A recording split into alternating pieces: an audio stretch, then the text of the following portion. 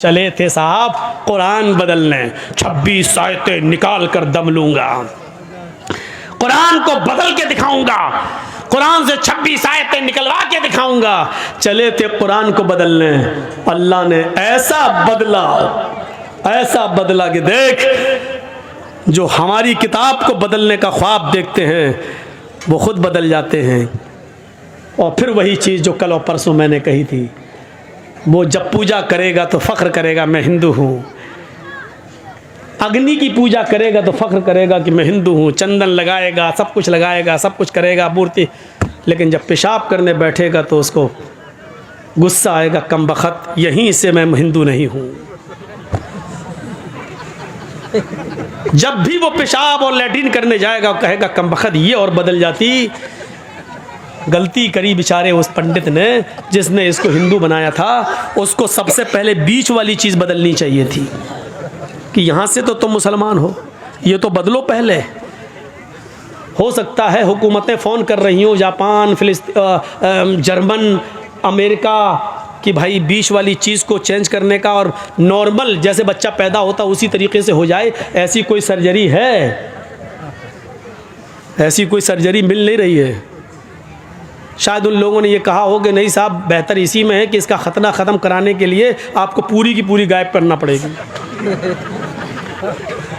हो सकता है कि इसको बाद में हिंदू भाई ये कहने के लिए ख़त्म कराओ, ये खतना हमें जीने नहीं दे रहा है, ये हमारे धर्म में कलंक बन रहा है, इसको ख़त्म करो। और जब अगर बीच वाली चीज़ को ख़त्म कर दिया तो तुम फिर बीच ही वाले बन जाओगे, ना मर्द रहोगे ना औरत, फिर ज़िंदगी भर। देखा अल्लाह ने कैसे बदला। चले थे कुरान बदलने, अल्लाह ने ऐसा बदला कि बीच वाला बनने की नौबत आ गई। अगर ऑपरेशन हो गया और बीच वाली चीज़ कट गई तो फिर रह क्या गया? और अगर नहीं बदली तो ज़िंदगी भर इस साला कोसता रहेगा अपने आप को, कम बख़त, हो सकता देखे भी नहीं, हट ऐसे करके भाग जाए। जनेऊ कहाँ बांधेगा? जनेऊ सोचो कहाँ पहुँचा दिया अल्लाह ने। और पेशाब तो आदमी दिन भर में 2-3 बार तो करता ही करता है, यानी इसको एहसास होगा कि हमने क्या किया है। कभी हो ना हो पेशाब करते वक्त एहसास ज़रूर होगा। अब हो सकता है कि एक मौके पर और एहसास हो, अब तो त्यागी हो गए ना, तो अब बीवी तो छोड़ के भाग गई है, अब उधर उनकी शादी हो सकती है, 7 फेरे लग सकते हैं, तो हो सकता है कि उस औरत से, अपनी उस बीवी से जब मिलने जाए तब वो भी कहे हट हट, तू तो मुसलमान है, हम तो हिंदू से शादी किए, तुझसे थोड़ी किए, और अगर हिंदू है तो फिर तू हिंदू वाली मशीन लेके आ। अब सोचो कि कितनी जगह ये फटकार अच्छा सिर्फ सोचो बस, अल्लाह ने कितना जलील कर दिया है इसको, कहाँ पहुँचा दिया इसको। इसलिए कभी कुरान का मजाक मत उड़ाना मेरे भाइयों, कभी हदीस का मजाक मत उड़ाना। हम गुनाहगार हैं, अपने आप को गुनाहगार समझना, लेकिन कभी ये मत कहना कि मोहम्मद रसूलुल्लाह ने ऐसा क्यों कहा। नहीं, सहाबा किराम ने अपने खून से सींचा है इस इस्लाम को, कभी मजाक मत उड़ाना। मौलवी जर्जीस ने फ़ोटो तस्वीरें सब बताई हैं, इसको अपने दिल पर मत लेना। ये सोचना कि जर्जीस ने सुनाया क्या है, ये उसी नबी का फरमान है जिस नबी का पीछा इस त्यागी ने किया है। 12 और नबी की 11, मोहम्मद की 11 बीवी, एतराज़ करता था ना,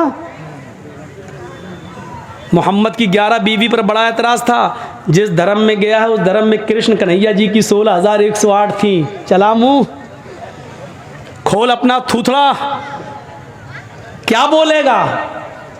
चुपचाप है, खामोश है, नहीं बोल पाएगा, नहीं बोल पाएगा।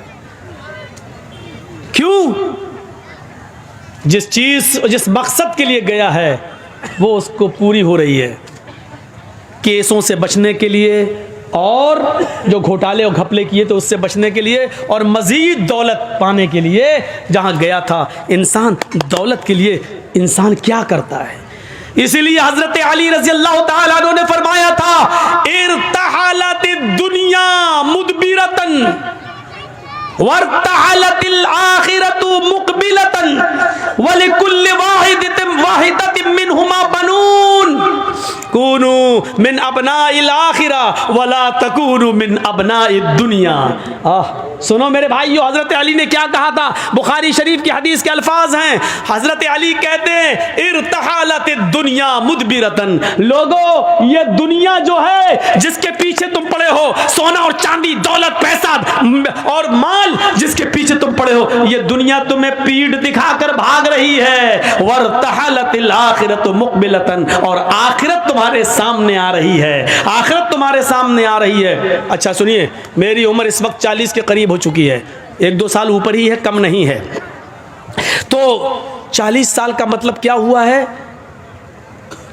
40 साल, मान लीजिए अल्लाह ने मेरी जिंदगी 70 साल की दी है, तो इसका मतलब क्या हुआ? एक मिसाल दे रहा हूं, 40 साल दुनिया ने मुझे पीठ दिखा दिया है, दुनिया मुझे पीठ दिखा चुकी है। 40 साल मुझे पीछे छोड़ चुकी है, दुनिया ने मुझे 40 साल के पीठ दिखा दी है। यानी अब जर्जीस ये चाहे कि ये 40 साल मुझे दोबारा मिल जाए, तो ये दुनिया जर्जीस को वो खोए हुए वो 40 साल वापस नहीं कर सकती है। वल आखिरतु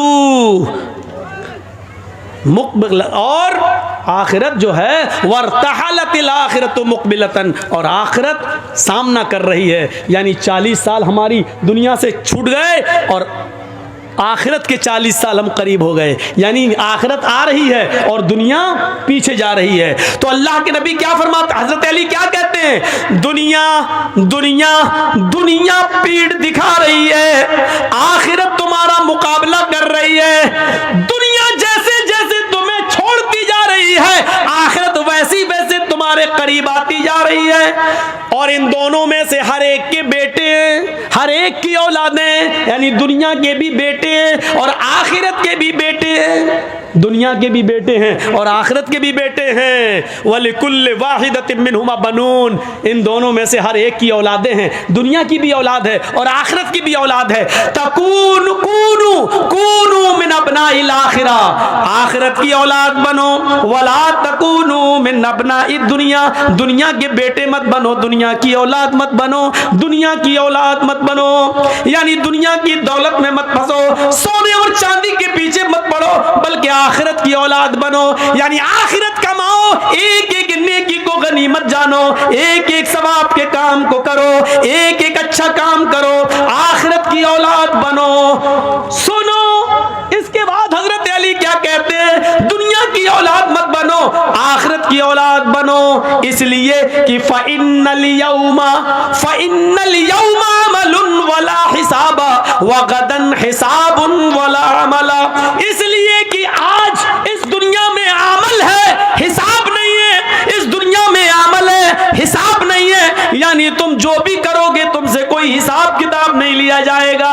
दुनिया में नमाज पढ़ोगे तुमसे हिसाब किताब नहीं लिया जाएगा, रोजा रखोगे कोई पूछताछ नहीं होगी, शराब पियोगे तो तुमसे कोई पूछेगा नहीं, जुआ खेलोगे तो तुम्हारा कोई हिसाब किताब नहीं होगा। अब ये तुम्हें सोचना है कि नमाज पढ़ना है, रोजे रखना है, हज करना है, ज़कात देना है, मदरसों में चंदा करना है या नहीं देना या नहीं, ये सारी चीजें तुम्हें सोचना है। तुम्हें सोचना है या शराब पीना है, जुआ खेलना है, जिना करना है, क्या करना है, ये तुम्हें सोचना है। लोगों, फ़इन्नल यौमा अमलुन वला हिसाब, दुनिया में अमल है, हिसाब नहीं। आज अमल है, कोई पूछताछ करने वाला नहीं। वगदन हिसाबुन वला अमल, और कल कयामत के दिन हिसाब किताब होगा, कोई अमल नहीं। कल कयामत के दिन हिसाब किताब होगा, कोई काम नहीं। अब न शराब पीने दी जाएगी, न नमाज पढ़ने दिया जाएगा, न तुम्हें रोजा रखने दिया जाएगा, न जुआ खेलने दिया जाएगा। कल सिर्फ हिसाब ही हिसाब होगा, कोई अमल नहीं होगा।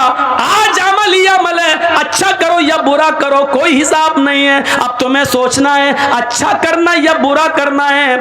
आज अमल है, हिसाब नहीं। कल हिसाब है, अमल नहीं। दुनिया में अमल है, कोई पूछताछ करने वाला नहीं, और आखिरत में हिसाब है, कोई अमल करवाने वाला नहीं। मेरे भाइयों, अब हमें और आपको सोचना है कि हमें क्या करना है। यह हजरत अली रजी अल्लाह ताला अन्हु ने बयान कर दिया है और बता दिया है। अब हमें और आपको अपनी जिंदगी के बारे में सोचना है कि हमें क्या करना है और क्या नहीं करना है।